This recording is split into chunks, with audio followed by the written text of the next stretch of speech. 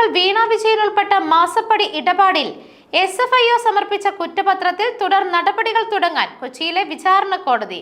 കുറ്റപത്രം സ്വീകരിച്ച് കേസെടുത്തതിനെ തുടർന്ന് എതിർകക്ഷികൾക്ക് സമൻസ് അയക്കുന്ന നടപടികൾ വരുന്ന ആഴ്ചയോടെ വിചാരണ കോടതി പൂർത്തിയാക്കും. ജില്ലാ കോടതിയിൽ നിന്ന് ഈ കുറ്റപത്രത്തിന് നമ്പർ ലഭിക്കുന്നതോടെ വിചാരണയ്ക്ക് മുമ്പായിട്ടുള്ള പ്രാരംഭ നടപടികൾ കോടതി തുടങ്ങും. അടുത്തയാഴ്ചയോടെ വീണ, ടി, ശശിധരൻ കർത്ത തുടങ്ങി 13 പേർക്കെതിരെ കോടതി സമൻസ് അയക്കും.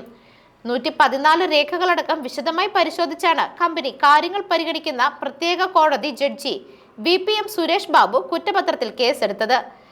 എല്ലാ പ്രതികൾക്കുമെതിരെ വിചാരണ നടത്താനുള്ള വിവരങ്ങൾ SFIO കുറ്റപത്രത്തിലുണ്ടെന്നും SFIO കുറ്റപത്രം പോലീസ് കുറ്റപത്രത്തിന് സമാനമായി കണക്കാക്കുന്നുവെന്നും വിചാരണ കോടതി ഉത്തരവിൽ വ്യക്തമാക്കിയിരുന്നു.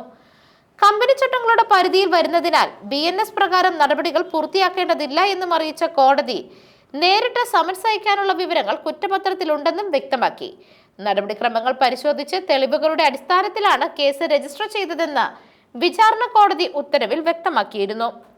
News desk, Megna vision.